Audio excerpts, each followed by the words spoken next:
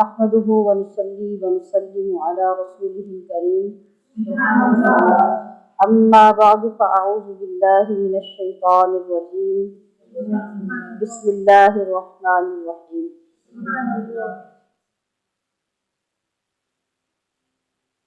أمن خلق السماوات والأرض فأنزل لكم من السماء ماء فأنبتنا به حدائق ذات بهجة صدق الله مولانا العظيم اللهم إنك عفو كريم تحب العفو فاعف عنا يا غفور يا غفور يا غفور الصلاة والسلام عليك يا سيدي يا رسول الله وعلى آلك وأصحابك يا حبيب الله مولاي صل وسلم دائما أبدا على حبيبك خير الخلق كلهم. ہم نغمہ قرآنی دنیا کو سنا دیں گے، ہم نغمہ قرآنی دنیا کو سنا دیں گے، ہر فرد کو ہم اس کا دیوانہ بنا دیں گے. جی تمام سننے والوں کو رمضان المبارک کا تیسرا عشرہ مبارک ہو، اور یہ بھی دعا ہے کہ اللہ پاک اپنے حق میں اس عشرے کو ہمیں مبارک بنانے کی توفیق عطا فرمائے.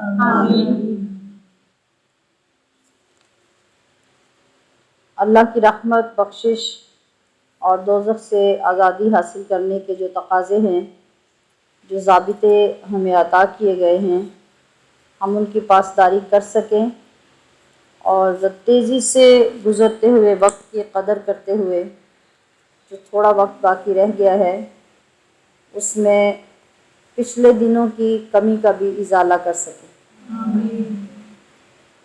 21 رمضان المبارک ہمارے لیے بہت اہمیت کا، بڑی عظمتوں کا دن بھی ہے کہ اللہ تعالیٰ کی طرف سے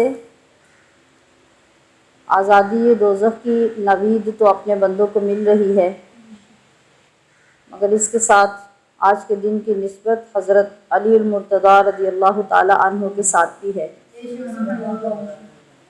تو ہم اپنے معمول اور اپنی روایات کے مطابق آج دن بھر کی تمام عبادت اور ریاضت آپ کے نام کرنے کی کوشش کریں گے، اور حسب سابق آپ سب بھی اپنے اپنے مقامات پر، اپنے اپنے گھروں میں آپ کے لیے ایصال ثواب کا اہتمام کریں گے، اور اس کی کوئی بھی صورت جو آپ کے لیے ممکن ہو اس کے ساتھ عقیدت اور محبت کا اظہار کرنا ہی درست ہوگا.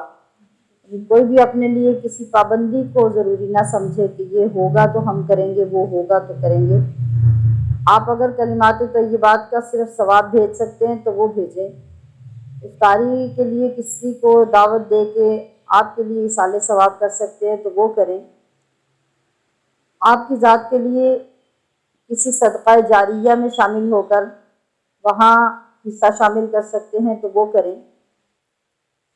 غرض کے جو بھی نیک اعمال جن کا ثواب ہمیں اللہ پاک دیتا ہے ہم وہ اپنے بزرگوں کے لیے پیش کر سکتے ہیں، جن کا ثواب ہمیں خود بھی ملتا ہے اور اللہ پاک کی مقدس روحوں کو بھی عطا فرماتا ہے. تو ویسے تو اطلاعات کے مطابق ماشاءاللہ کئی مقامات پر جو اجتماعی طور پہ لوگ جمع ہوتے ہیں لیکچر سننے کے لیے، تو وہ لوگ اپنی پرانی عادت کے مطابق اپنی اس محفل میں باقاعدہ قرآن خوانی کا، درود و سلام کا اور پھر تبرک کا بھی اہتمام کرتے ہیں. تو ماشاءاللہ یہ ایک جذبہ بھی بہت اچھا ہے کہ اپنی اچھی باتوں کو، نیک کاموں کو جاری رکھیں، اور جو لوگ آپ کے ساتھ لوگ شامل ہوں ان کو بھی یہ اویئرنیس ملتی رہے. تو الحمدللہ یہ سلسلہ جو عملی طور پہ ہے یہ تو ہمارا دن بھر میں جاری رہے گا.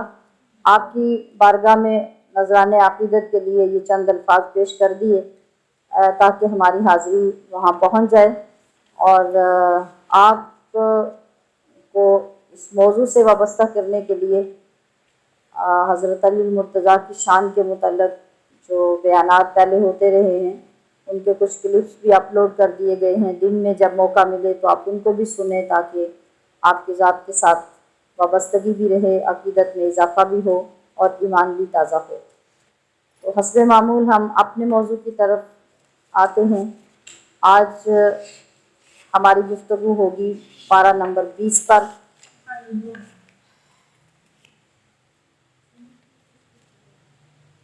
پارہ نمبر 20 16 رکوع پہ مشتمل ہے۔ اس پارے میں سورۃ النمل جو ہم نے کل شروع کی تھی وہ جاری رہے گی۔ اس کے بعد سورۃ القصص شروع ہوگی، اور سورۃ القصص کے بعد سورۃ العنکبوت اس پارے میں آئے گی، جن کے موضوعات پر ہم آج گفتگو کریں گے۔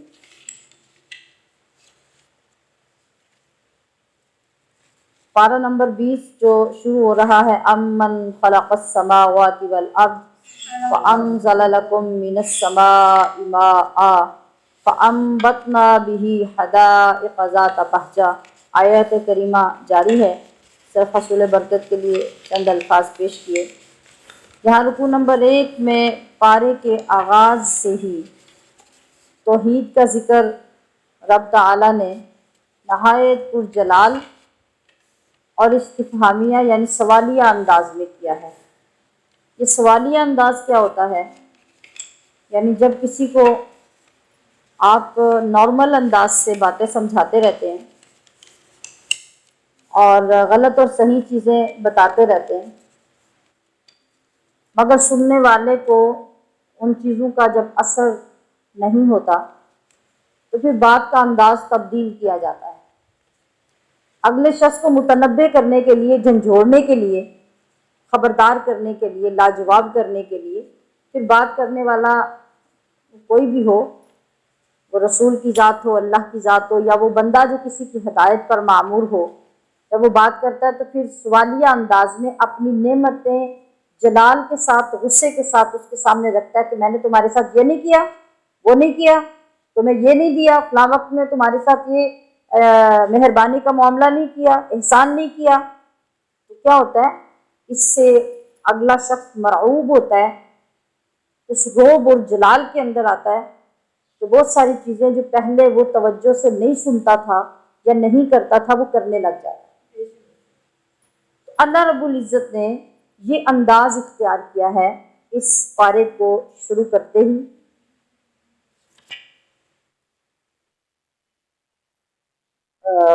ارشاد فرمایا کہ تم مجھے ماننے کے لیے تیار نہیں ہو، تم میرے رسولوں کی دعوت کو قبول نہیں کرتے، تو پھر بتاؤ کون ہے وہ ذات جس نے یہ زمین اور آسمان بنائے؟ ذکر تو پیچھے بھی ہوا ہے نا، لیکن پیچھے مختلف انداز میں ہے، ہر جگہ پہ انداز مختلف ہے۔ اب ڈائریکٹ اللہ پاک فرما رہا ہے کہ بتاؤ پھر کون ہے جس نے یہ زمین و آسمان بنائے، کہ کون ہے جس نے آسمان سے پانی برسایا، کون ہے جس نے اس میں خوشنما باغات پیدا کیے۔ پھر فرمایا کہ کس نے زمین کو اپنی جگہ پہ کھڑا کیا، اس زمین کے نیچے سے نہریں کس نے چلائیں، اس کے اوپر پہاڑ کس نے کھڑے کیے؟ اللہ کے علاوہ کوئی ہے؟ اللہ پوچھ رہا بتاؤ کوئی ہے جو یہ سب کر سکتا ہے؟ فرمایا کہ جب تم پر مصیبت آتی ہے تو اس مصیبت کو دور کون کرتا ہے؟ جب تم راستے بھول جاتے ہو تو تمہیں سیدھی راہ کون دکھاتا ہے؟ وہ کون ہے جو بادلوں کو ہانکتا ہے اور پھر بارش برستی ہے؟ یہ ساری طاقتیں کسی اور کی نہیں، بس اللہ کی۔ پھر موضوع جاری ہے، پھر فرمایا کہ کون ہے جو تمہیں دوبارہ زندہ کرے گا؟ کیا زمین و آسمان کا کوئی اور مالک ہے؟ اگر ہے تو واضح دلیل لاؤ، دکھاؤ کون ہے۔ اللہ کے علاوہ کوئی ایسی ذات نہیں جو ان تمام خصوصیات کی مالک ہے۔ دوسرے رکوع میں کفار مکہ کے اعتراضات بتائے گئے اور ان نے جو آخرت کا انکار کیا اس کا ذکر ہوا۔ کفار کہنے لگے کہ یہ کیسے ممکن ہے، وہی پرانی باتیں کہ مٹی میں مل کے زندہ کیسے ہوں گے، کس طرح اور کون ہمیں دوبارہ اٹھائے گا۔ قیامت کے متعلق بات سنتے تو چڑھتے، کہتے کہ قیامت کی دھمکیاں بار بار ہمیں دی جا رہی ہیں اور ہم سے پہلے جو آباء و اجداد تھے، یعنی یہ دیکھیں نا جہالت کی انتہا دیکھی۔ اب وہ کیا کہتے تھے، مجھے ایک خاتون یاد آ گئی، اللہ پاک ان کی مغفرت فرمائے، پڑھی لکھی تو نہیں تھی، بڑی سادہ سی تھی اور بڑی بوڑھی سی تھی۔ وہ اکثر ہماری والدہ صاحبہ رحمۃ اللہ علیہ کے پاس آیا کرتی اور بڑھاپے میں قرآن پاک پڑھا کرتی، یہاں سے ہی تھی، میں اب نام نہیں لوں گی۔ تو جب امی جی انہیں سمجھایا کرتے کہ مطلب یہ کام نہیں کیے جاتے اور آگے قیامت کو جا کے ہم کیا جواب دیں گے، اللہ پاک ان کے بارے میں سوال کرے گا، تو وہ بڑی اپنی سادگی سے کہتی کہ کب آنی ہے قیامت، ہم تو بھی بچے تھے تو سننے لگے تھے قیامت قیامت قیامت، ابھی تک تو قیامت آئی کوئی نہیں۔ یعنی یہ لا علمی کی بات ہے نا، اور اس کو سادگی بھی کہا جاتا ہے، جہالت بھی کہا جا سکتا ہے، بے علمی بھی کہا جا سکتا ہے۔ اب یہ لوگ جو ہیں یہ کیا کہتے ہیں، نبی علیہ الصلوۃ والسلام جب قیامت کا ذکر کرتے ہیں تو کہتے ہیں کون سی ہے وہ قیامت جس کا بار بار ہمارے سامنے تذکرہ کیا جاتا ہے۔ تو یہ تو جو ہمارے صدیوں پیچھے آباء و اجداد گزرے ہیں، اس وقت جو نبی آتے تھے وہ نبی بھی ان کو کہتے تھے کہ قیامت آئے گی اور قیامت میں تمہارا حساب ہوگا، تو آج تک تو قیامت آئی نہیں۔ یہ کون سی قیامت ہے جس کی دھمکیاں دی جاتی ہیں؟ صدیاں بیت گئی ہیں اور ابھی تک قیامت کہیں آتی نظر نہیں آتی۔ تو اللہ پاک نے ارشاد فرمایا کہ تم لوگ بھی تو انہی آباء و اجداد کی پیروی کر رہے ہو جنہوں نے تم سے پہلے بھی رسولوں کو جھٹلایا تھا، تو ان قریب قیامت کا وعدہ پورا ہوگا۔ تمہارا رب بہت بہتر فیصلے فرمانے والا ہے۔ ایک دن آئے گا جب اللہ یہ سارے فیصلے فرما دے گا اور پھر تمہارے بھاگنے کی کوئی گنجائش نہیں رہے گی۔ پھر آخر پہ رسول اللہ صلی اللہ علیہ وسلم کو اللہ تبارک و تعالیٰ نے حوصلہ دیا اور فرمایا کہ آپ رنجیدہ خاطر نہ ہوں، جب قیامت کا دن آئے گا تو ہم پھر قیامت کے دن ہی ان سے ساری باتوں کے جواب دیں گے۔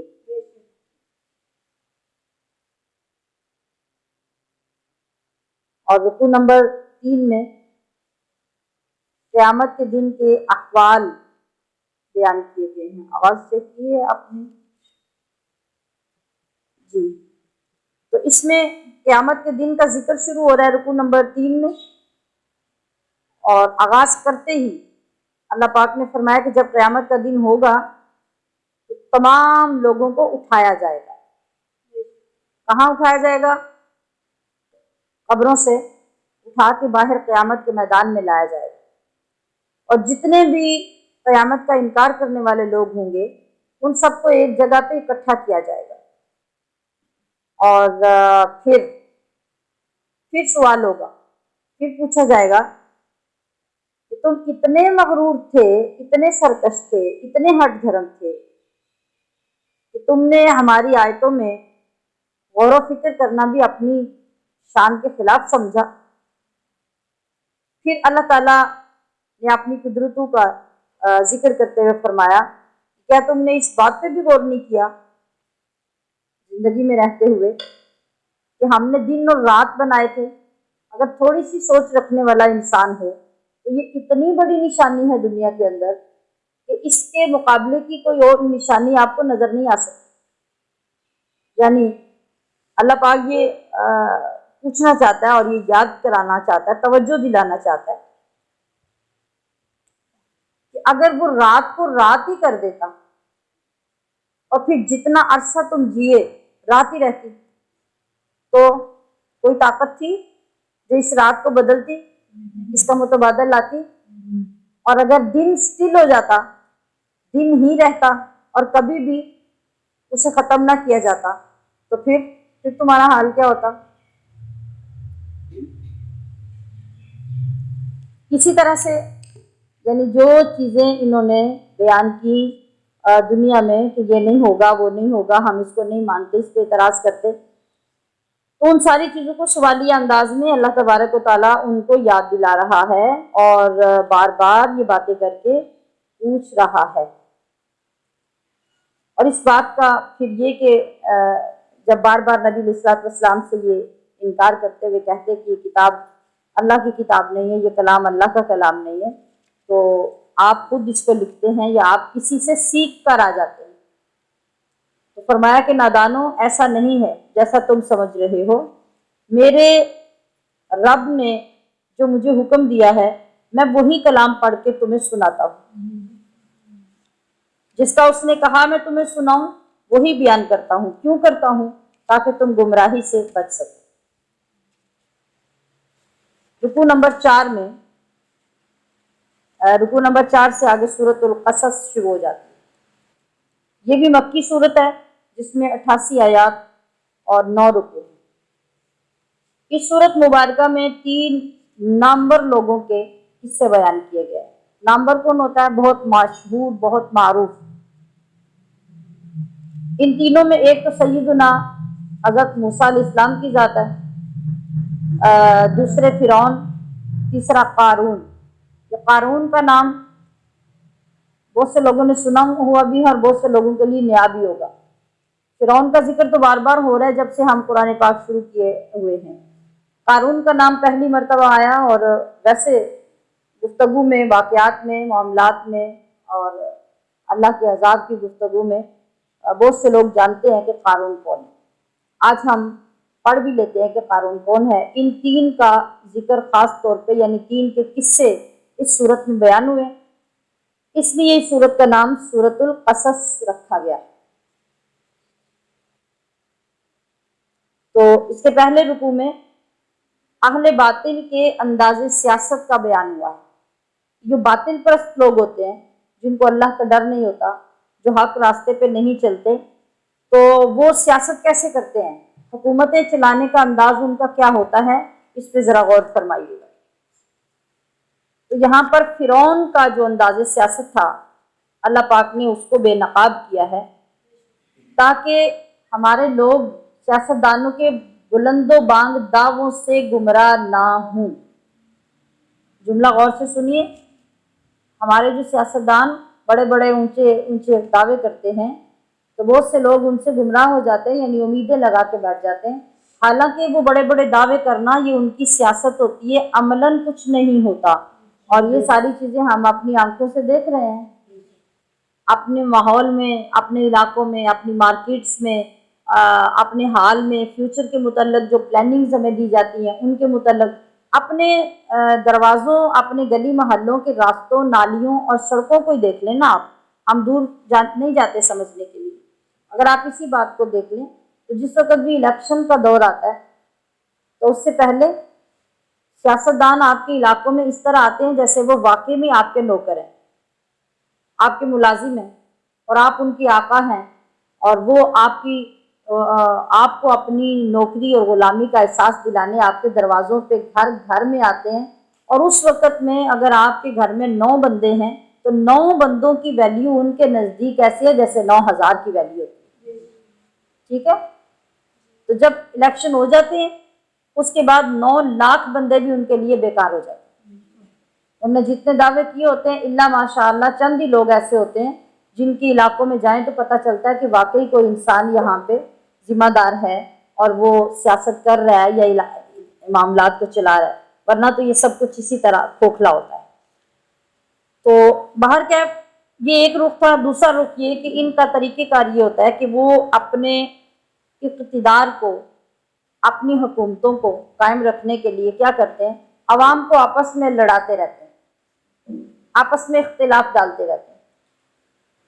کیوں؟ اگر عوام متحد ہو جائے کسی بات پہ تو پھر کیا ہوتا ہے، پھر حکومتیں تباہ ہو جاتی ہیں، پھر حکومتیں قائم نہیں رہتی۔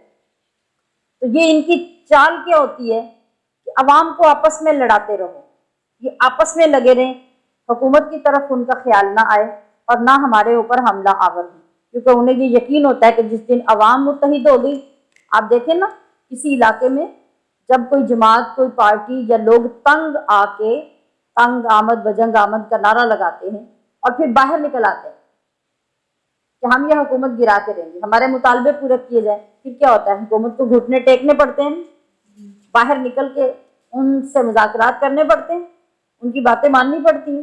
تو جو باطل پرست لوگ ہوتے ہیں وہ طریقہ یہ اختیار کرتے ہیں کہ عوام آپس میں اکٹھے نہ ہو، ان کا اتفاق رائے ان تک پہنچے ہی نہ، بلکہ وہ آپس میں لڑتے مرتے رہیں۔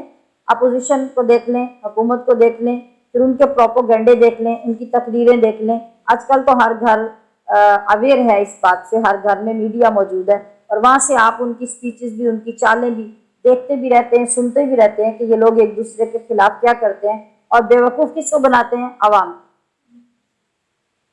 ایک فریق آتا ہے، وہ آ کے سپیچ کر کے آپ کو تارے دکھاتا ہے اور امیدیں دلاتا ہے کہ ہم تو آپ کے لیے تارے بھی توڑ کے لانے کو تیار ہیں، اور ہم توڑ رہے ہیں، ہم جا رہے ہیں، ہم نکل رہے ہیں، بس ابھی تھوڑے ٹائم میں ہم توڑ کے لے آئیں گے۔ اور دوسرا آتا ہے، وہ اے سے لے کے زی تک ہر چیز کو نیگیٹو پیش کرتا ہے اور آپ کو یوں مایوس کر دیتا ہے کہ یہاں تو پتہ نہیں 2 دن بعد ہماری موت آ جائے گی، یہاں تو کچھ بھی باقی نہیں بچے گا۔ تو یہی طریقہ کار فرعون کا تھا، اور وہ عوام کو، بنی اسرائیل ہیں، اس کے اپنے لوگ ہیں، ان سب کو آپس میں لڑا لڑا کے، مار مار کے، حضرت موسیٰ علیہ السلام کے زمانے کو ہی دیکھ لیں کہ جب معبرین نے خواب کی تعبیر دی کہ ایک بیٹا پیدا ہوگا جو تمہاری سلطنت کو تہس نہس کر دے گا، تو پھر اس نے کیا ظلم و ستم شروع کیے کہ بنی اسرائیلیوں کے گھروں میں عورتوں کے حمل تک زبردستی ضائع کروائے، ان کے بچوں کو مارا، ان کو قتل کیا، جو پیدا ہو چکے تھے، جو ہونے والے تھے ان کو ہونے نہیں دیا۔ اب کس طرح سے ظلم و ستم ہوتے رہے۔ تو یہ سب فرعونی اقتدار کا حصہ تھا، اور اس کی سلطنت کی یہ اس کے مطابق یہ خاصیتیں تھیں۔ تو ہمارے اس رکوع میں آغاز میں اس چیز کا ذکر کیا گیا۔ اب رکوع نمبر 5، رکوع نمبر 4 یہ ہوا تھا، رکوع نمبر 5۔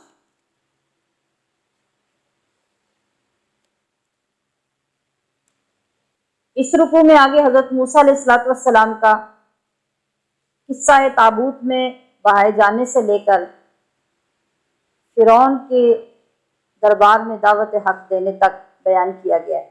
کچھ حصہ رکوع نمبر 4 میں ہے، کچھ حصہ رکوع نمبر 5 میں۔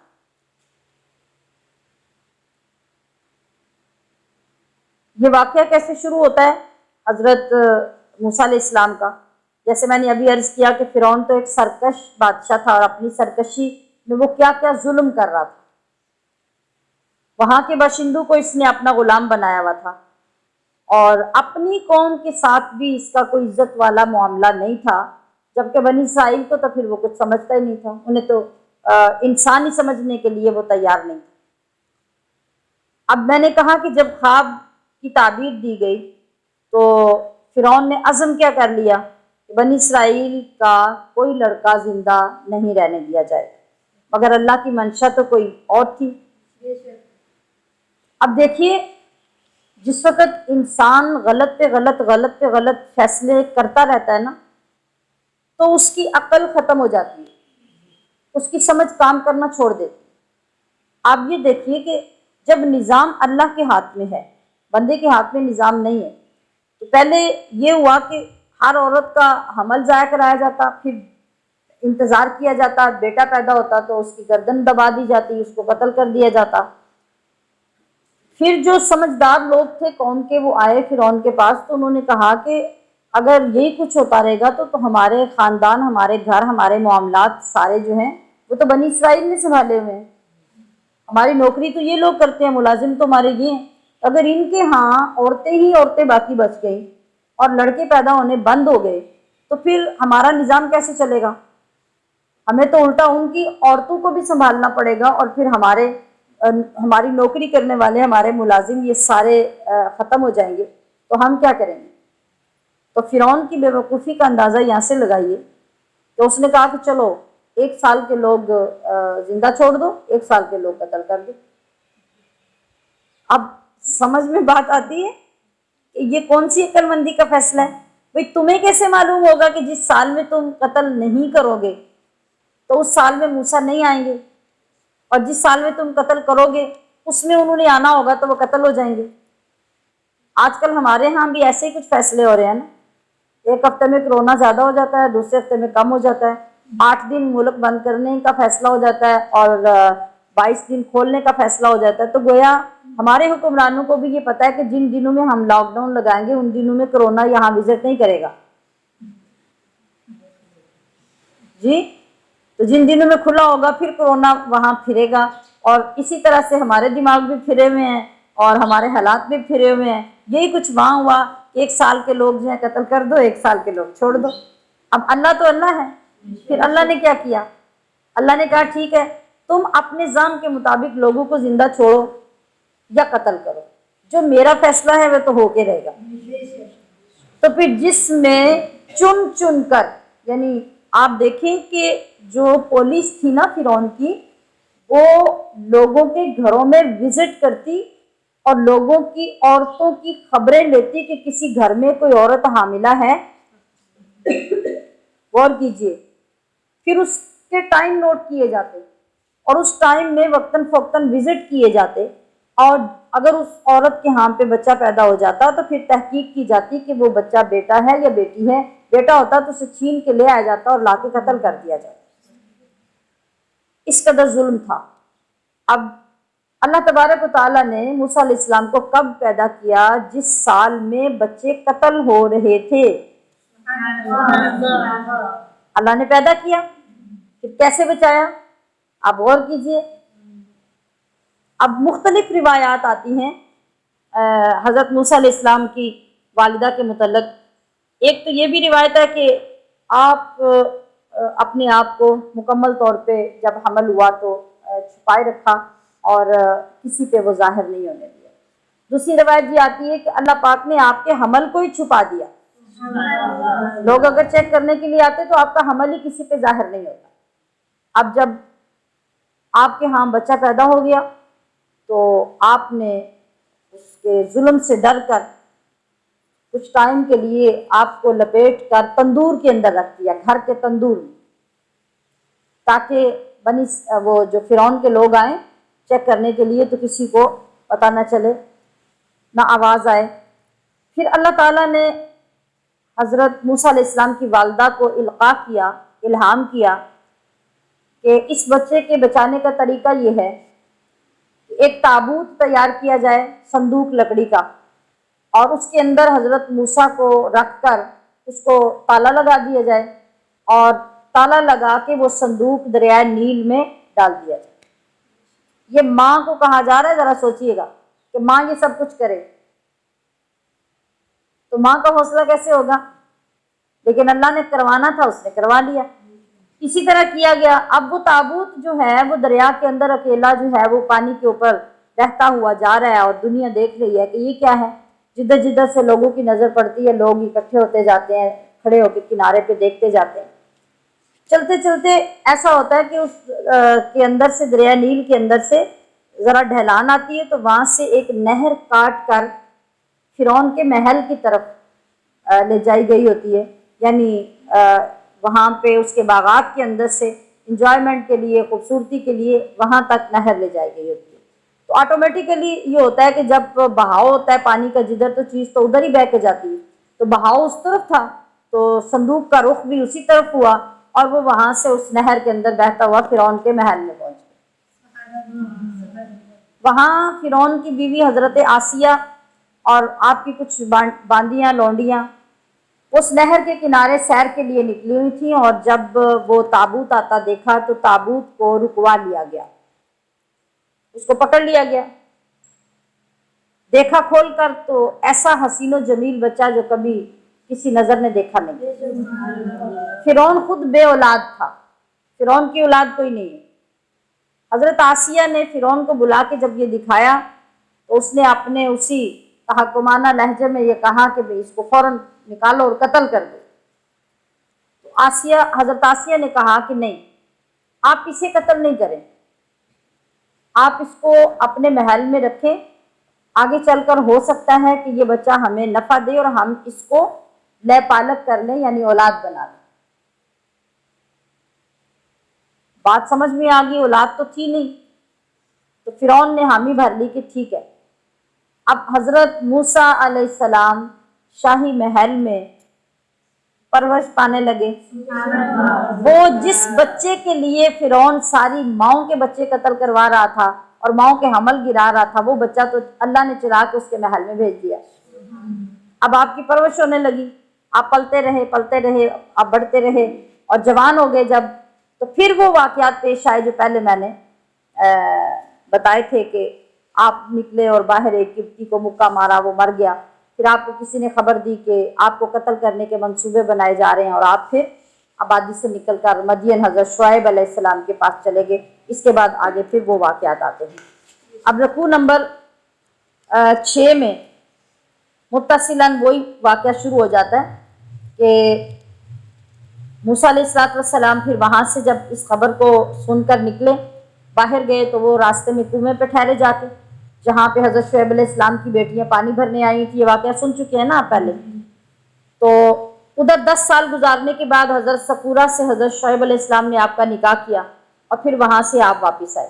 یہ رکوع نمبر 6 میں ذکر ہوا۔ 7 میں یہ ذکر ہوا کہ جب آپ واپس آ رہے تھے تو آپ نے دور سے دیکھا کہ کوہ طور کے اوپر آگ جلتی نظر آ رہی، تو آپ حضرت سکورہ کو وہاں بٹھا کر آگ کی طرف گئے، متوجہ ہوئے، تو وہاں سے اللہ تعالیٰ کی ذات کی آواز آئی کہ یہ آگ نہیں ہے، یہ میں ہوں۔ اور تب اللہ تعالیٰ نے اس جگہ پہ آپ کو نبوت عطا فرمائی اور اپنی ہم کلامی کا شرف پہلی مرتبہ وہاں عطا ہوا۔ اور اس کے بعد پھر آپ کو حکم دیا گیا کہ آپ یہاں سے جا کر فرعون کے دربار میں جاؤ اور وہاں جا کے دعوت حق پیش کرو۔ پھر اس نے وہاں سے انکار کیا، معجزات مانگے، معجزے دیے گئے۔ پھر وہ اس کے بعد کے اگلے معاملات جو ہم سارے ڈیٹیل میں پڑھ چکے ہیں وہ اسی میں آگے ذکر کیے گئے ہیں۔ رکوع نمبر 8 میں نبی علیہ السلام کی عظمت کا بیان کیا گیا ہے، یعنی آغاز رکوع میں حضور کی شان بیان ہوئی اور کس طرح سے فرمایا کہ ہم نے موسیٰ کو کتاب عطا فرمائی تھی جس کا نام توریت تھا، اور وہ حق اور سچ پر مبنی کتاب تھی۔ اور موسیٰ علیہ السلام کا واقعہ نبی علیہ السلام کو سنانے کے بعد اللہ تعالیٰ نے اپنے محبوب کی شان اس طرح بیان فرمائی کہ آپ نے حضرت موسیٰ علیہ السلام کا یہ واقعہ جو بیان کیا ہے، یعنی اللہ نے جب سنایا اور حضور نے آگے صحابہ کو سنایا، تو اللہ تعالیٰ نے یہاں پہ نبی علیہ السلام کی شان بیان کی کہ اے محبوب، آپ نے جو موسیٰ علیہ السلام کا واقعہ لوگوں کو سنایا ہے، اس واقعے کے وقت میں آپ تو کوہ طور پہ موجود نہیں تھے، آپ نے کوئی دیکھا تھا وہ واقعہ؟ آپ نے سب کچھ ہوتے ہوئے اپنی آنکھوں سے دیکھا تھا؟ نہ ہی شعیب علیہ السلام کے پاس جب موسیٰ تھے تو آپ اس وقت ان کے پاس موجود تھے، لیکن آپ نے اپنی قوم کے سامنے، عربوں کے سامنے یہ سارے واقعات کمی بیشی کے بغیر من و عن سنا دیے، بیان فرما دیے۔ تو یہ اللہ تعالیٰ کی آپ پر کتنی مہربانی ہے کہ اس نے آپ کو وہاں موجود نہ ہونے کے باوجود اتنا علم عطا کیا، اس طرح سے کہ جیسے آپ دیکھ کر سب چیزیں بیان کر رہے ہوں، اس طرح اللہ نے آپ کو سارا کچھ بتایا۔ تو یہ سارا کچھ جو ہے یہ آپ کی حقانیت کی، آپ کی سچائی کی واضح دلیل ہے کہ سینکڑوں سال گزر گئے مگر آپ نے آج بیٹھ کے اپنی قوم کو سارے پرانے واقعات سنا دیے۔ یہ کفار مکہ اعتراض کرتے ہوئے آپ سے آپ کی رسالت کا ثبوت مانگتے ہیں اور نشانی طلب کرتے ہیں، تو آپ ان سے بتائیے کہ تم سے پہلی قومیں بھی موسیٰ سے معجزہ طلب کرتی رہیں، پھر معجزے طلب کرنے کے بعد خود ہی ان کا انکار بھی کرتی رہیں اور اپنی ہلاکت کے اسباب پیدا کرتی رہیں۔ رکوع نمبر 9 میں اللہ کی دعوت قبول کرنے والوں کی تحسین یعنی تعریف کی گئی ہے کہ جو لوگ اللہ کی دعوت کیا ہوتی ہے؟ جو اللہ کے نبی آ کر قوم کو دیتے ہیں کہ اللہ ایک ہے، اس کا کوئی شریک نہیں ہے، کوئی دوسرا خدا نہیں ہے، بتوں کی پوجا چھوڑ کر اس اللہ کی عبادت کرو، یہ اللہ کی دعوت ہے۔ تو جس طرح ہم بار بار یہ پڑھ رہے ہیں کہ کفار مکہ تو مسلسل انکار کر رہے تھے، وہ تو کسی بات کو ماننے کے لیے تیار نہیں تھے، اس کے باوجود اللہ تعالیٰ نے نہ تو قرآن بھیجنا روکا، نہ اللہ نے اپنے نبی کو منع کیا کہ وہ تبلیغ کرنا چھوڑ دے، قرآن بھی نازل ہوتا رہا اور حضور تبلیغ بھی فرماتے رہے۔ تو پھر اس سے فائدہ کیا ہوا کہ جن لوگوں کو اللہ تعالیٰ نے فطرت سلیمہ عطا کی تھی، نیک دل جن کو پیدا کیا تھا، وہ لوگ قرآن کی آیتیں سنتے جاتے تھے اور سر تسلیم خم کرتے جاتے تھے، اپنے آپ کو سامنے جھکا لیتے تھے اور ہر چیز کو مان کر اللہ اور اس کے رسول پر اپنا ایمان مضبوط کرتے جاتے تھے۔ تو یہ جو تعریفی کلمات اس رکوع میں آئے ہیں، یہ کس پس منظر میں ہے کہ جو نجاشی بادشاہ تھا، اس نے نبی کریم صلی اللہ علیہ وسلم کے دین کی تصدیق کرنے کے لیے کچھ بندے مکہ المکرمہ بھیجے تھے۔ آپ کو یاد ہوگا کہ حضرت جعفر طیار نے جب نجاشی بادشاہ کے دربار میں قرآن کریم کی آیات بیان کی تھی تو نجاشی بادشاہ بھی سن کر انتہائی متاثر ہوا، اور جو آس پاس لوگ اس کے درباری تھے وہ بھی بہت متاثر ہوئے اور ان لوگوں کی آنکھوں میں آنسو جاری ہو گئے۔ تو پھر مزید تحقیق کرنے کے لیے کچھ ٹائم کے بعد اس نے اپنا ایک وفد حضور کی بارگاہ میں بھیجا تھا، جس کا ذکر 7ویں پارے کے آغاز میں ہوا تھا، وَإِذَا سَمِعُوا، کہ ان لوگوں کو دیکھو کہ جب ان کے سامنے وہ قرآن، وہ کلام پڑھا جاتا ہے جو اللہ پاک نے نازل کیا، تو تفیض من الدمع، ان کی آنکھوں سے آنسو جاری ہو جاتے ہیں۔ یہ آیت کریمہ اس پس منظر میں نازل فرمائی گئی، مگر مشرکین نے اس موقع پر بھی کہ جو حبشہ سے لوگ آئے تھے وہ تو قرآن سن کے رو رہے تھے، مگر مشرکین مکہ اس وقت پر بھی نبی علیہ السلام کا مذاق اڑا رہے تھے۔ اللہ تعالیٰ نے یہ ارشاد فرمایا کہ جو لوگ نیک فطرت ہوتے ہیں، ان کا طریقہ کیا ہے، ان کا کام کیا ہے کہ وہ ہمیشہ حق بات کو سن کر سر تسلیم خم کر لیتے ہیں، اس کو تسلیم کر لیتے ہیں اور اس کا اثر قبول کرتے ہیں۔ رکوع نمبر 10 میں اللہ تعالیٰ کے احسانات کی روشنی میں قیامت کے دن کفار سے باز پرس کرنے کا ذکر کیا گیا ہے۔ رکوع نمبر 10 میں بھی یہ چیز بیان ہوئی کہ اے حبیب، یہ کفار جو اپنی ہٹ دھرمی سے اور آپ کے دعوت حق دینے میں فکر مند ہونے کی بجائے یہ پھر اپنی سرکشی پہ قائم رہتے ہیں اور انکار پر انکار کرتے جاتے ہیں، تو جس دن قیامت ہوگی اس دن ہم اپنا وعدہ پورا کریں گے اور کفار کو قیامت کے دن یہ کہیں گے، آج تم اپنے سارے بتوں کو لے کے آ جاؤ جن کی تم عبادت کیا کرتے تھے، جن کو تم اللہ کے ساتھ شریک ٹھہراتے تھے، تو آج ان سب کو لے کے آ جاؤ اور وہ آ کے تمہاری صفائی پیش کریں اور تم ان کے ذریعے سے اپنی سفارش کرواؤ۔ جب بھی اس بات میں جھوٹے ہوں گے، کچھ نہیں کر سکیں گے، تو پھر اللہ تبارک و تعالیٰ ان سے پوچھے گا کہ کیا تمہارے پاس دنیا میں میرے رسول آئے تھے؟ لیکن اللہ کا جلال، رعب اور دہشت اس قدر ہوگی کہ وہاں وہ ایک دوسرے سے کوئی بات نہیں کر سکیں گے، کوئی جواب نہیں بن پڑے گا، نہ ہی وہ جواب دے سکیں گے۔ البتہ اس دہشت ناک مرحلے میں اللہ فرما رہا ہے کہ وہ لوگ جو اس دنیا میں میری دعوت کو، میرے دین کو، میرے نبیوں کو قبول کرتے رہے ہوں گے، ان کا ٹھکانہ جنت ہوگی۔ پھر یہاں دوبارہ ذکر کیا گیا کہ اگر میں چاہوں تو آج بھی ان کی سزا کے لیے اس دن کو روک دوں اور قیامت تک دن دن ہی رہے، کبھی رات نہ آئے۔ میرے علاوہ کون ہے جو اس کو رات میں تبدیل کر سکتا ہے؟ یہ تو بس میرا کرم ہے، میری رحمت ہے کہ میں نے تمہارے لیے دن بھی بنائے، تمہارے لیے راتیں بھی بنائی، اور ان کے اندر میں نے تمہارے لیے واضح اور کھلی نشانیاں بنائیں، اس لیے کہ تم ان پر ایمان لاؤ، اور اگر ایمان نہیں لاتے تو پھر تمہارا ٹھکانہ تو جہنم ہے۔ رکوع نمبر 11 میں قارون کا قصہ بیان کیا گیا ہے اور اس کا انجام ذکر کیا گیا ہے۔ اب ہم یہ سنتے ہیں کہ قارون کون تھا اور اس کا گناہ کیا تھا۔ بعض روایات میں صرف اتنا ذکر کیا گیا ہے کہ قارون حضرت موسیٰ علیہ السلام کی قوم کا ایک بندہ تھا۔ بعض روایات میں یوں لکھا گیا ہے کہ قارون حضرت موسیٰ علیہ السلام کے چچا کا بیٹا تھا، یعنی بہت قریبی رشتہ دار تھا۔ انتہائی خوبصورت، انتہائی شکیل و جمیل آدمی تھا۔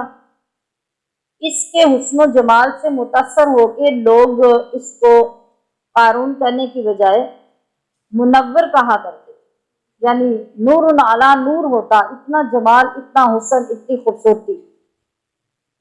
اس کے علاوہ اس کے اندر کمال یہ تھا کہ یہ شخص توریت کا بہت بڑا عالم تھا۔ توریت کیا ہے؟ جو موسیٰ علیہ السلام پہ کتاب نازل ہوئی ہمارے قرآن کی طرح، تو وہ اس آسمانی کتاب کا بہت بڑا عالم تھا، اخلاقی لحاظ سے بڑا ملنسار تھا، بڑا خوش اخلاق بندہ تھا، لوگ اس کا بڑا احترام بھی کرتے، اس سے بڑی محبت بھی کرتے۔ یہ ایک غریب بندہ تھا، فائنینشلی یہ ایک غریب آدمی تھا۔ پھر کیا ہوا کہ اچانک اس کے دن پھرے اور یہ مالدار ہونا شروع ہو گیا۔ مالدار اتنا ہوا کہ بے شمار دولت اس کے ہاتھ آئی۔ جیسے ہی دولت ہاتھ آئی تو اس کے اندر تبدیلی، تبدل، تغیر نمودار ہونے لگا، اور یہ اور کا اور ہی ہوتا چلا گیا۔ تو جس وقت انسان دولت سے گمراہ ہوتا ہے تو اس کی گمراہی اس جگہ تک چلی جاتی ہے جہاں سے واپسی ناممکن ہو جاتی ہے۔ اس کا حال بھی یہی تھا۔ یہ سامری سنار کی طرح منافق ہٹ دھرم ہو گیا، اور موسیٰ علیہ السلام نے اس کو زکوٰۃ دینے کا حکم دیا۔ یہ بڑی امپورٹنٹ بات ہے اور یہی اس کا مرکزی کردار ہے۔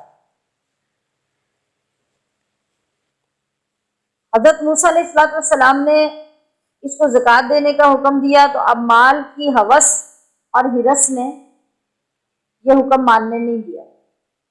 پہلے تو انکار کرتا رہا کہ اتنی زکوٰۃ، اتنی زکوٰۃ، اتنی زکوٰۃ میں نہیں دوں گا۔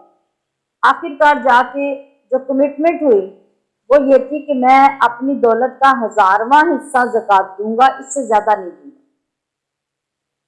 حضرت موسیٰ علیہ السلام نے فرمایا کہ ٹھیک ہے، تمہیں اللہ تعالیٰ کی طرف سے اس کی اجازت دے دی گئی ہے کہ تم 1000واں حصہ ہی زکوٰۃ دے دو، مگر دو ضرور۔ اب یہاں یہ بات آپ اچھی طرح سے ذہن میں رکھ لیجئے کہ اس کا مال جو زیادہ ہوا، بڑھتا گیا، تو کس حد تک اس کا مال بڑھا کہ 40 اونٹ اس کی چابیوں کے لیے مقرر کیے گئے، اور ایک مضبوط جماعت اس سارے خزانوں کو سنبھالنے کے لیے مقرر کی گئی، جو ان کی صرف چابیاں سنبھالتی۔ جس خزانے کی چابیاں اتنی تھیں اور اس کے اتنے ڈپارٹمنٹ تھے اور ایسے مال و دولت تھے، آپ ذرا خود اندازہ کر لیجئے کہ اس کے مال کا عالم کیا ہو۔ جو اس کا محل تھا نا، قارون نے جو اپنا محل بنایا، ہم اپنی تعمیریں کس سے کرتے ہیں؟ مٹی گارے سے، ریت سے، سیمنٹ سے، بجری سے، اور اس کا سارا محل سونے کا بنا تھا۔ جو مال و دولت بڑھتا گیا وہ متکبر ہوتا گیا، مغرور ہوتا گیا۔ کچھ نیک دل لوگ اور دوست بھی اسے سمجھاتے تھے، اور خود موسیٰ علیہ السلام نے بھی فرمایا کہ اللہ تعالیٰ کو تکبر اور غرور ہرگز پسند نہیں ہے، لہٰذا تم اس سے توبہ کرو اور یہ روش چھوڑ دو۔ جو بندہ سمجھاتا اس کو یہ اپنا دشمن سمجھتا۔ اب جب یہ 1000واں حصہ طے پا گیا تو اس نے جس وقت زکوٰۃ کا حساب کیا نا، تو 1000واں حصہ بھی اتنی زیادہ دولت بنی کہ اس کی حرص نے وہ ادا کرنے کی اجازت نہیں دی، اور یہ چٹا انکاری ہو گیا کہ نہیں میں یہ بھی نہیں کر سکتا، میں کوئی زکوٰۃ نہیں دوں گا۔ موسیٰ علیہ السلام فرماتے کہ یہ اللہ کا فضل ہوا کہ تمہارے دن پھر گئے اور اس نے تمہیں اتنا مال اور دولت عطا کر دی، اگر وہ نہ دیتا تو تم کیا کرتے؟ تو تم اس طرح انکار مت کرو۔ وہ کہتا کہ اللہ کا فضل کہاں سے آ گیا، یہ میری اپنی محنت ہے، یہ میرا ہنر ہے، یہ میرا فن ہے کہ میں نے دن رات محنت کی ہے، کمائی کی ہے، پلاننگ کی ہے، اور اللہ نے مجھے کیا دیا، میں نے تو اس وجہ سے اپنا مال جمع کیا اور حاصل کیا۔ مگر جب بار بار حضرت موسیٰ علیہ السلام اصرار کرتے رہے کہ زکوٰۃ دینا تمہارے لیے لازم ہے، ورنہ تم اللہ کے قہر کو دعوت دو گے اور یہ درست نہیں ہوگا۔ جب بالکل اس نے حتمی انکار کا ارادہ کر لیا نا، اور یہ دیکھا کہ موسیٰ علیہ السلام تو اس سے رکتے نہیں ہیں تقاضا کرنے سے اور مجھے سمجھانے سے، تو ایک دن حضرت موسیٰ علیہ السلام ایک کھلی جگہ پہ مجمع سے خطاب کر رہے تھے اور زکوٰۃ کے مسائل بیان فرما رہے تھے، لوگوں کو بتا رہے تھے کہ زکوٰۃ دینا کتنا ضروری ہے۔ اور قارون کو پتا تھا کہ فلاں دن آپ کا وعظ ہوگا اور آپ یہ بتائیں گے، اس نے اس سے پہلے ایک انتہائی غلیظ اور ایک گندی سازش کی۔ وہ سازش کیا تھی کہ ایک عورت کو اس نے بہت سارے مال کا لالچ دے کر تیار کیا کہ جب میں تمہیں فلاں مجمع میں بلاؤں اور تم سے گواہی مانگوں تو تم نے آ کے گواہی دینی ہے کہ موسیٰ علیہ السلام نے معاذ اللہ ثم معاذ اللہ میرے ساتھ بدکاری کی۔ یہ اللہ کے نبی ہیں اور اللہ کے نبی کے لیے یہ سازش بنائی جا رہی ہے۔ آپ ذرا یہ اپنے ذہن میں سوچئے کہ ہر زمانے میں بے حیا لوگوں نے کہاں کہاں ہاتھ ڈالا اور کہاں کہاں اپنی سازشیں نہیں چلائیں، صرف موسیٰ علیہ السلام کو بدنام کر کے ان کی بات کو بے اثر کرنے کے لیے اس شخص نے اتنی بڑی پلاننگ کی۔ عورت تھی، وہ لالچ میں آئی، اس نے حامی بھر لی۔ جب موسیٰ علیہ السلام واز فرما رہے تھے تو یہ کھڑا ہو گیا، جرأت دیکھیے، یہ کھڑا ہو گیا تو کھڑے ہو کر اس نے کہا کہ آپ نے تو فلاں عورت کے ساتھ بدکاری کی ہے۔ فوراً فی البدیہہ موسیٰ علیہ السلام نے فرمایا کہ جس عورت کی تم بات کرتے ہو اسے میرے سامنے لاؤ۔ اس نے عورت کو بلایا۔ جب عورت آئی تو یہاں اب اللہ کے نبی کا چہرہ ہے۔ وہ عورت کمٹمنٹ تو کر چکی تھی، مان چکی تھی کہ اتنی دولت کے بدلے میں تمہاری خواہش پر یہ گواہی دوں گی اور لوگوں کے سامنے اقرار کروں گی کہ معاذ اللہ موسیٰ علیہ السلام نے مجھ سے بدکاری کی۔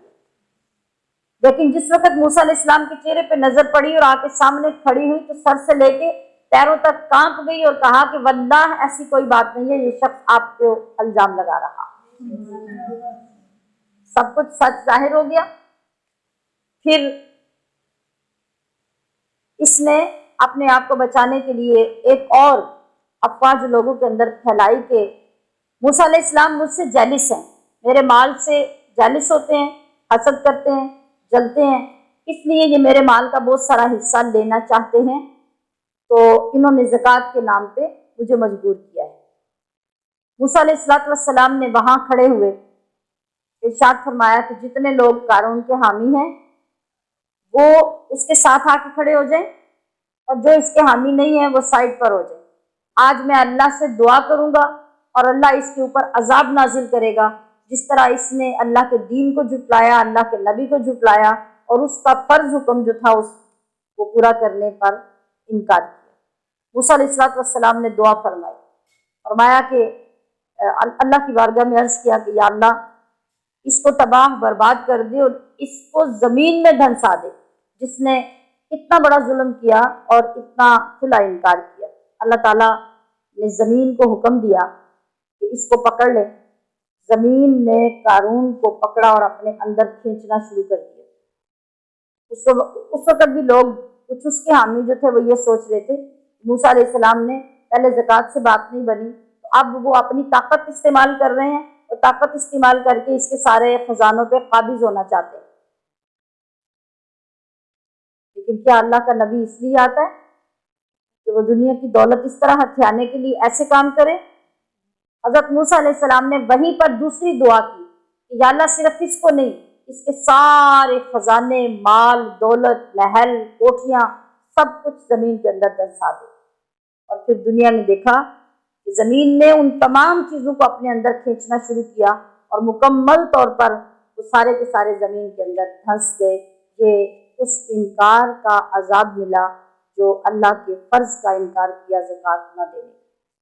یہ بات میں پہلے ہر مرتبہ عرض کرتی ہوں کہ یہ سارے گناہ اور سارے برے کام تو ہم کرتے ہیں، مگر اللہ تعالیٰ ایسے کسی بھی عذاب سے ہمیں دوچار نہیں کرتا، وہ بچا کے رکھتا ہے۔ کس لیے بچا کے رکھتا ہے؟ اس لیے نہیں کہ ہمارے کوئی اچھے کام ہیں یا ہماری کوئی عزت کی وجہ سے، یہ سب ہمارے پیارے آقا صلی اللہ تعالی علیہ وسلم کی وجہ سے ہے۔ لیکن یہ اس دنیا میں تو عذاب مؤخر ہو سکتا ہے، ہو جائے گا، آخرت میں تو یہ عذاب مؤخر نہیں ہوگا۔ ہمیں ان کاموں کے لیے، ان فرائض کو ادا کرنے کے لیے مسائل تک کا بھی نہیں پتہ، اور مسائل کا پتہ بھی ہے تو پھر بھی ہم اس پہ عمل کرنے سے کتراتے ہیں۔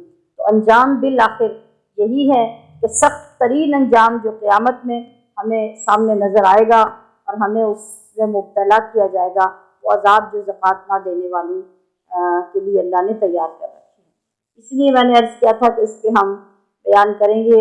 ابھی چونکہ شب بیداریاں آ رہی ہیں، اس میں ذرا فائدہ ہوگا، بس وہ صحت کی خرابی کی وجہ سے رات میں ایسا نہیں ہو سکا، تو انشاءاللہ کل کی شب بیداری میں اللہ نے چاہا تو پھر اس پہ ضرور بات کریں گے اور ان مسائل کو دوبارہ سے سمجھنے کی کوشش کریں گے۔ رکوع نمبر 12، رکوع نمبر 12 میں موسیٰ علیہ السلام کا پیچھے سے طویل قصہ، یہ قارون بھی تو موسیٰ علیہ السلام کی قوم میں ہے نا، یہ چونکہ ابھی تک اس کے ساتھ ہی ایک ایسا تھا، یہ ذکر وہی چلا آ رہا ہے۔ تو اب اس کے بعد اللہ تبارک و تعالیٰ نے اپنے احسانات کا ذکر کر کے، فرعون کی گمراہی، اس کی سرکشی کا ذکر کر کے، تو اس صورت کے آخر میں آخرت کی کامیابی کا معیار بیان کیا ہے کہ وہ کیا ہے۔ اللہ کے ہاں آخرت میں وہ شخص کامیاب نہیں ہوگا جس نے زمین میں فساد کیا۔ فساد کس طرح کا ہوتا ہے؟ صرف کسی کو مار کٹائی کرنا فساد نہیں ہوتا۔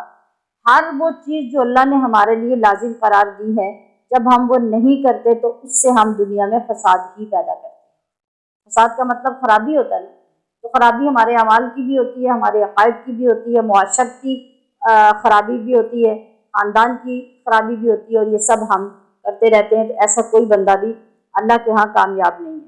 کامیاب کون ہے؟ جس نے دنیا میں نیکیاں کی، اور نیکی کیا ہے اس کو بھی ہم اگر سمجھیں تو ہمارے لیے کرنا آسان ہے۔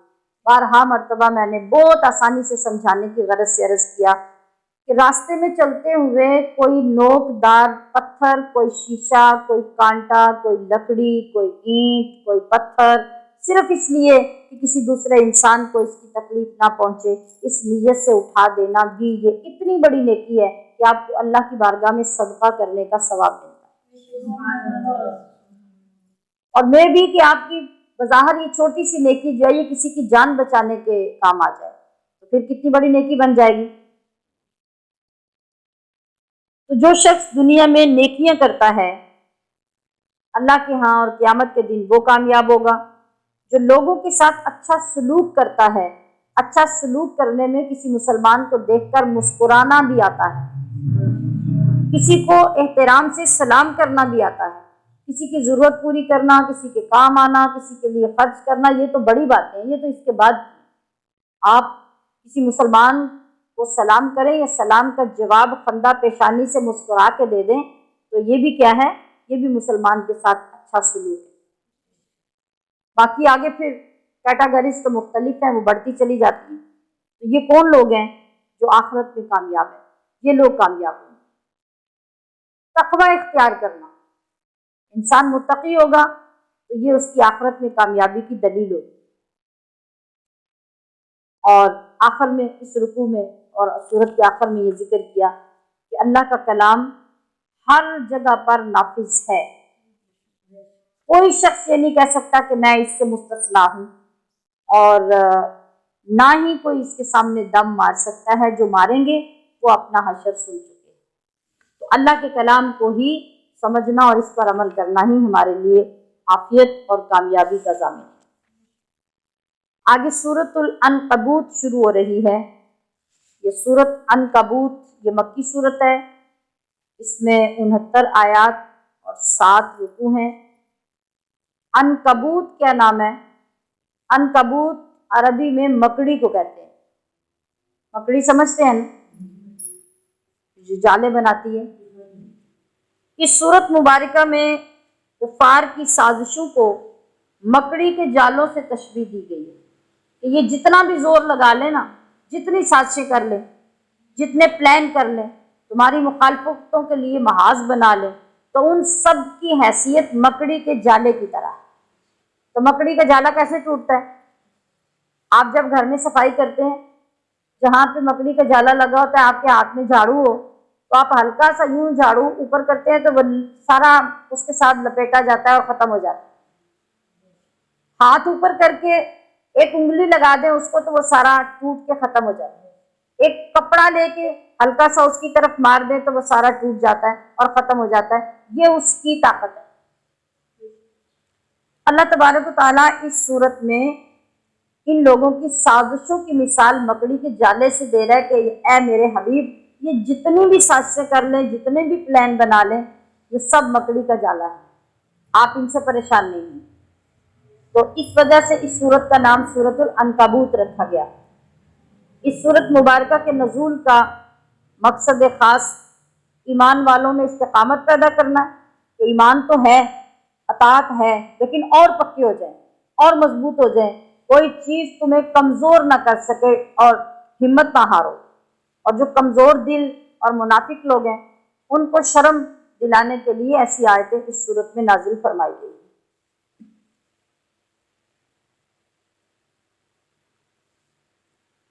چونکہ خود کفار مکہ تو نبی علیہ الصلوۃ والسلام کی دعوت کو قبول نہیں کرتے تھے، اور جو لوگ حضور پر ایمان لے آتے تھے ان پہ ظلم و ستم کے پہاڑ توڑ دیتے تھے۔ کتنا ظلم کیا، کتنے قتل کیے کفاران مکہ نے۔ تو بعض لوگ جو ہیں وہ تو اسلام کی حقانیت کو قبول کرتے تھے، قبول کر بھی لیا، لیکن کیا ہوا، جس وقت ظلم حد سے بڑھ جاتے تو وہ واپس پلٹ جاتے، برداشت نہیں کر سکتے تھے اور اسلام کو چھوڑ دیتے، قبول کر لیتے مگر مصیبتوں سے گھبرا کے چھوڑ دیتے۔ ان سارے لوگوں کو یہ بتایا جا رہا ہے کہ اللہ کی بارگاہ میں صرف وہی لوگ کامیاب ہوتے ہیں جو مصیبت کی گھڑیوں میں ثابت قدم رہتے ہیں۔ یہ مصیبتیں جو آتی ہیں ہمارے اوپر، جب ہم کسی بڑے مشن میں شامل ہوتے ہیں، بڑے کاز کی طرف بڑھتے ہیں، بڑا دعویٰ کرتے ہیں، تو یقیناً ہمارے لیے مصیبتیں منہ کھول کر آتی ہیں۔ اور یہ کس کی طرف سے ہوتی ہیں؟ یہ اللہ کی طرف سے آزمائشیں ہوتی ہیں۔ ہر بندہ آگے بڑھے اور دعویٰ کر دے۔ جو منافق تھے جیسا کہ مدینہ پاک میں، وہ لوگ بھی تو یہی کہتے تھے نا کہ ہم آپ پر ایمان لا چکے ہیں اور آپ ہمارے نبی ہیں، ہم آپ کو تسلیم کر چکے ہیں، لیکن اندر سے ان کی سازشیں کیا ہوتی تھی؟ پھر اللہ پاک نے ایک وقت میں کھول دی۔ تو یہ آزمائشیں آتی ہی اس لیے ہیں کہ سچا اور جھوٹا جدا ہو جائے۔ جو سچا ہوگا وہ بڑی سے بڑی مصیبت آنے پر بھی قائم رہے گا، اور جو جھوٹا ہوگا وہ دم دبا کے بھاگ جائے گا، اسی وقت اس کا پول کھل جائے گا۔ یاد رکھیے کہ جب بھی آپ کسی بڑے مشن کی طرف بڑھتے ہیں اور سچائی پہ چلنے کی کوشش کرتے ہیں تو یہ اس کی قبولیت کی علامت ہے، ہماری قبولیت کی علامت ہے کہ ہمارے اوپر پھر آزمائشیں آئیں اور ہم ان آزمائشوں میں پورا اتر سکیں۔ تو اللہ پاک کی بارگاہ میں ہمیں کامیابی نصیب ہو جائے گی۔ تو پھر دوسری طرف یہ لوگ کیا کہتے تھے؟ دوسری بات یہ تھی کہ یہ کافر کہتے تھے کہ ہمارے تو بے شمار خدا ہیں۔ خدا پتہ ہے بے شمار کیسے ہوتے تھے؟ ہر کام کے لیے انہوں نے ایک خدا بنایا ہوتا تھا۔ یہ کھانا دینے والا، یہ رزق دینے والا، یہ کپڑا دینے والا، یہ پیسہ دینے والا، یہ بیماریاں دور کرنے والا، خود ساختہ اپنی مرضی سے۔ تو ان کی سوچ یہ تھی کہ اتنے خدا ہمارے ہیں تو ہمیں محمد کے ایک خدا سے ڈرنے کی کیا ضرورت ہے؟ ہمارے اتنے سارے خدا مل کے معاذ اللہ محمد کے ایک خدا پہ جب حملہ کریں گے اور سامنے کھڑے ہو جائیں گے تو ہمیں تو بہت بڑی طاقت حاصل ہو جائے گی، ہمیں ڈرنے کی کیا ضرورت ہے؟ یہ اتنے برے عقیدے اور اتنی بری سوچ ان کی تھی۔ پھر اس کے بعد یہ لوگ جو ہیں وہ امیر کبیر لوگ تھے، بڑے بڑے تاجر تھے، بے شمار مال رکھتے تھے، وسائل کی کمی نہیں تھی۔ آپ دیکھیں کہ کعبہ کے جتنے سردار تھے وہ یہ مکہ کے، وہ سارے کعبے کے متولی تھے، تو کعبے کے متولی ہونے کی وجہ سے دنیا میں ان کی کتنی عزت تھی۔ ایک دربار پہ آپ چلے جائیں نا، تو دربار میں سلام کرنے سے پہلے آپ متولی کو جھک کے سلام کرتے ہیں، آتے ہوئے نذرانہ بھی دے کے آتے ہیں۔ کیوں؟ کہ یہ اللہ کے ولی کے دربار کی حفاظت کر رہا ہے۔ تو یہ لوگ کون تھے؟ یہ کعبے کی حفاظت کرتے تھے، کعبے کو سنبھالتے تھے، اس کی صفائی ستھرائی کا، اس کے انتظامات کا خیال رکھتے تھے۔ جو لوگ حج کرنے عمرہ کرنے آتے ان کی سہولیات کا خیال رکھتے تھے، تو ہر کوئی آنے والا ان کو عزت دیتا تھا۔ تو یہ گھمنڈ اور یہ غرور ان کو لے بیٹھا۔ شجاعت میں کمی نہیں، بہادری میں کمی نہیں، مردانگی میں کمی نہیں، ہنر اور فن میں کمی نہیں، تو پھر کس بات کی تشویش تھی انہیں کہ وہ کسی سے ڈرتے اور بغیر دیکھے کسی رب کو قبول کرنے کے لیے تیار ہو جاتے؟ تو اللہ تبارک و تعالیٰ نے ان کے ان سارے کاموں اور سارے دعووں کا اور ساری باتوں کا جو جواب دیا نا، وہ ایک جواب ایک آیت میں اتنا مضبوط آیا کہ وہ سب ریت کے گھروندوں کی طرح گر گئے۔ فرمایا کہ مثل الذین اتخذوا من دون اللہ اولیاء کمثل العنکبوت۔ کیا ترجمہ ہے؟ اللہ نے فرمایا کہ ان کی مثال، جنہوں نے اللہ کے سوا اور اپنے دوست بنا لیے، یہ مکڑی کی طرح ہے۔ کمثل العنکبوت، یہ ایسے ہی ہے جیسے مکڑی ہے، اتخذت بیتا، اس نے گھر بنایا۔ کون سا گھر؟ جالے کا گھر مکڑی نے بنایا۔ وَإِنَّ أَوْهَنَ الْبُيُوتِ لَبَيْتُ الْعَنكَبُوتِ، یقیناً سارے گھروں میں جو کمزور ترین گھر ہے نا، وہ کس کا ہے؟ وہ مکڑی کا گھر ہے۔ لَوْ كَانُوا يَعْلَمُونَ، کاش کہ یہ علم حاصل کرنے کی کوشش کرتے اور سمجھنے کی کوشش کرتے کہ اللہ جو فرما رہا ہے وہ کتنا سچ ہے اور جو تم کر رہے ہو وہ کتنا جھوٹ ہے۔ جی، تو آگے اسی رکوع میں، رکوع نمبر 13 چل رہا ہے نا؟ جی، رکوع نمبر 13 میں ساتھ یہ بھی فرمایا گیا کہ اگر تم لوگ یہ سمجھتے ہو کہ اسلام لا کر ہم بڑے آسان ہو جائیں گے، اب ہمارے لوگ جو ہے نا، ان کی مینٹیلٹی کیا ہے؟ ہم نے بہت سارے لوگوں کو دیکھا، ذاتی طور پہ جانتے بھی ہیں، آپ کو بھی بہت سارے لوگوں کا پتہ ہوگا۔ اگر کوئی بندہ کسی دوسرے مذہب میں یہ دیکھتا ہے کہ مجھے آسانی ملی ہے، وہاں جا کے مجھے پیسہ ملا ہے، پیسہ مل سکتا ہے، تو کیا ہوتا ہے؟ وہ کہتے ہیں کہ اسی کی جدوں دے آل سنت ہو یا مصیبتیں ہی نہیں ختم ہوتی ہیں۔ ہاں جی، چلیں ہم اس مذہب میں داخل ہو جائیں جہاں پیسہ زیادہ ملتا ہے، جہاں سپورٹ زیادہ ہوتی ہے۔ آج اپنے لوگوں کو دیکھیں، ہمارے بہت سارے لوگ بینکوں میں اپنے فارم جب فل کرتے ہیں سرمایہ وہاں جمع کرانے کے لیے، اور بینک کے نظام کے مطابق وہاں پہ زکوٰۃ کٹتی ہے، تو وہ مذہب کے خانے میں شیعہ لکھا دیتے ہیں کہ شیعہ کی زکوٰۃ وہاں نہیں کٹتی۔ ٹھیک ہے؟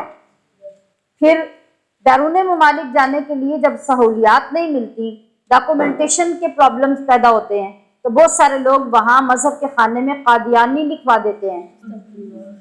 تو آپ کو معلوم ہے کہ اس لکھوانے سے کیا ہوتا ہے؟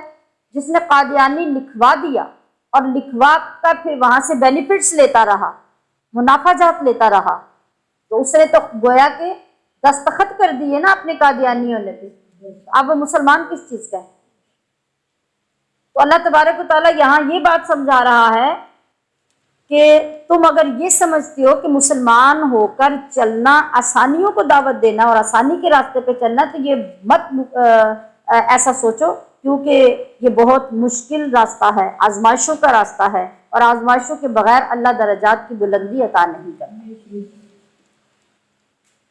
بہت سارے لوگوں نے آ کے نبی علیہ الصلوۃ والسلام کی بارگاہ میں اس وقت سوال بھی پیش کیے کہ ہم ایک منت مانتے ہیں، ایک چڑھاوا چڑھاتے ہیں بت پہ جا کے اس کے نام کا، تو ہماری وہ منت پوری ہو جاتی ہے، ہماری وہ منت پوری ہو جاتی ہے، تو پھر ہم کس طرح کہیں کہ بت جھوٹے ہیں؟ تو آپ نے ارشاد فرمایا کہ اس بت کے اندر شیطان داخل ہوتا ہے، اور شیطان کو چونکہ اللہ پاک نے طاقت دی ہوئی ہے، اس لیے وہ تمہارے کام پورے کرواتا ہے اور تم سے یہی کہلوانا چاہتا ہے یہ تمہارا مذہب اور یہ راستہ سچا ہے، اور تم ان کاموں کے پورے ہونے کی لالچ کی وجہ سے اس مذہب کے اوپر چلتے رہتے ہو۔ تو مذہب اس چیز کا نام تو نہیں ہے کہ تمہاری مرادیں پوری کرے، تمہاری منتیں پوری کرے۔ آج ہر گھر کے اندر، ہر گھر کی چھت پہ علم اس لیے لگ جاتا ہے کہ ہم نے منت مانی تھی اور منت پوری ہو گئی تو ہم نے علم لگا لیا تو ہم شیعہ ہو گئے، اس لیے کہ یہ مذہب سچا ہے، ہماری منت پوری ہوگی۔ تو منت تو پوری ان بتوں والوں کی بھی ہوتی تھی، ان کفار کی اور مشرکین کی بھی ہوتی تھی، جو ان کے بتوں کے آگے جا کے دودھ چڑھاتے تھے اور گوشت جا کے ذبح کر کے پھینک آتے تھے۔ تو سچائی اور حقانیت کا دار و مدار یہ تو نہیں، دین اس لیے آیا کہ ہم اپنے رب کی پہچان کریں۔ رب ہمیں آزمائش میں ڈال کے خوش ہے تو ہم خوش ہو جائیں، وہ آسانی میں رکھ کے خوش ہے تو ہم اس میں خوش ہو جائیں۔ دین اس چیز کا نام ہے کہ آپ اللہ اور اس کے رسول کے احکامات کو مانیں، اور سولی پہ چڑھ کر بھی اگر ان کو پورا کرنا پڑتا ہے تو پورا کریں، یہ دین ہے۔ مگر لوگ آسان سمجھتے ہیں مسلمان ہونا، تو ایسا نہیں ہے۔ اللہ پاک نے اس رکوع میں لوگوں کو یہ سمجھایا کہ جب، بلکہ دین پہ چلنے والے لوگوں پر آزمائشیں زیادہ آتی ہیں، اور کیوں آتی ہیں؟ ان کو نکھارنے کے لیے، ان کو پکا کرنے کے لیے۔ رکوع نمبر 14 میں پچھلے انبیاء کا ذکر آیا، اور یہ انبیاء کا ذکر ہم پچھلی صورت میں بھی پوری ڈیٹیل سے پڑھ چکے ہیں۔ رکوع نمبر 15 میں حضرت ابراہیم اور لوط علیہ السلام کی مخالفت کا ذکر آیا، یعنی ان کی قوموں نے جو ان انبیاء کو مخالفتیں کی تو پھر ان کے نتیجے میں ان پر جو عذاب آئے ان کا ذکر اس میں ہوا۔ یہ بھی ہم نے کل اور پرسوں کی گفتگو میں بھی پڑھ لیا تھا۔ رکوع نمبر 16 مطلب ان کو میں زیادہ اس لیے بیان نہیں کر رہی کہ ہم نے چونکہ مختصر پڑھنا ہے نا، اس ٹرم میں ہم مختصر سارا پڑھ رہے ہیں، تو مختصر ہم اس میں پڑھ چکے ہیں، اس لیے یہاں صرف یاد دہانی کافی ہے۔ رکوع نمبر 16 میں مختلف قوموں کے مختلف عذابوں اور ان کی ہلاکت کا پھر ایک خلاصہ پیش کیا گیا، کون کون سی قوم کس نبی کی تھی، انہوں نے کیا کیا، اور اس کے بدلے میں ان پر کیا عذاب نازل ہوا۔ اس رکوع میں بھی اللہ تبارک و تعالیٰ نے یہی بیان فرمایا، گویا دریا کو کوزے میں بند کیا کہ ایک رکوع میں تمام کے تمام نبیوں کے نام، ان کی امتیں اور ان کے عذاب کا خلاصہ بیان کر دیا گیا۔ اللہ تبارک و تعالیٰ ہمیں ہر روز کے ان موضوعات کو پڑھ کر، سن کر، سمجھنے کی اور عمل کے پہلو تلاش کرنے کی توفیق عطا فرمائے۔ وما علیہ الا البلاغ المبین۔